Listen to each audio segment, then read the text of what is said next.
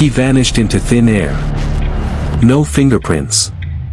No confirmed sightings. Just postcards. Every year. For 10 years.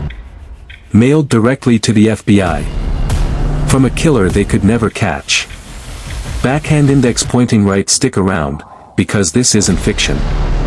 This is the story of a real fugitive who taunted the FBI for over a decade. And no one knows where he is, even today. It began in the winter of 1987. In a quiet suburb outside Chicago, 34-year-old Daniel Lowell was a rising corporate analyst at a global consulting firm. Clean record. Ivy League background. Married. One child. But behind that polished resume, something darker was brewing.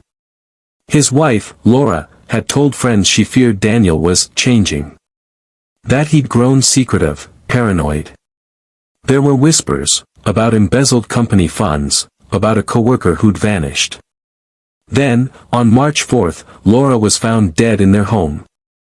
Strangled. No signs of forced entry. And Daniel? Gone. Just, gone. March 6, 1987, a warrant is issued for Daniel Lowell's arrest. The FBI launches a manhunt. He's immediately added to the federal most wanted list. But the trail is cold. No fingerprints. No credit card activity. No passport trail. Until December of that year. Postmarked from El Paso, Texas. Signed only with a D. Investigators thought it was a prank, until the next one arrived. For 10 straight years, a postcard arrived every December.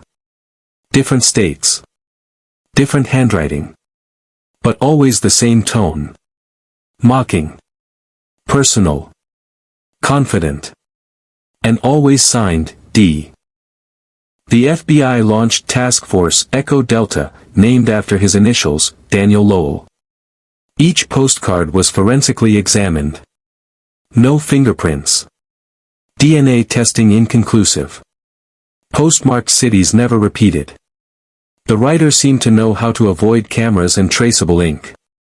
Agents followed every lead. In 1993, an anonymous caller tipped off that Daniel was living under the alias David King in Santa Fe. But by the time agents arrived, the apartment was empty. On the kitchen table, another postcard. The media caught wind of the bizarre cat-and-mouse story. Talk shows speculated wildly. One reporter dubbed him the postcard phantom. But what truly rattled agents was postcard number 7. A postcard from Paris. Until then, the FBI believed Daniel had never left the U.S. Suddenly, this was international. Interpol was looped in. But just like before, he vanished again. Over the years, theories multiplied. Small orange diamond that Daniel had plastic surgery and assumed a new life abroad. Small orange diamond that someone else was sending the postcards as a sick joke. Small orange diamond that he was working with or being protected by someone on the inside. Small orange diamond, or the darkest theory of all. That Daniel died early on, and the postcards were a twisted tribute by someone else. His daughter, now an adult, broke her silence in 2005. In a tearful interview, she said, "Speaking head, I don't know if my father is dead, alive, or laughing at all of us. But I want it to end. I want answers." And then, just like that, the postcard stopped. 2007 marked the last known postcard. It was sent from Salem, Oregon. It said simply, "You're getting colder. D." Since then, nothing. No sightings. No communications. No forensic breakthroughs. Daniel Lowell, wanted for the murder of his wife and suspected of multi-state fraud, remains at large. The FBI officially closed Echo Delta in 2012 due to resource reallocation. But agents close to the case say they never stopped watching, waiting. And if he's still alive today, he'd be 72. Some believe he's dead. Others?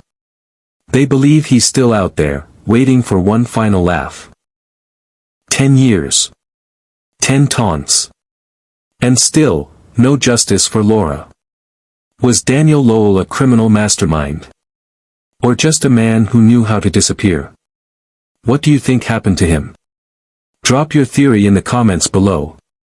And if you're fascinated by true FBI mysteries and the criminals who slip through the cracks, subscribe, like, and hit that bell icon.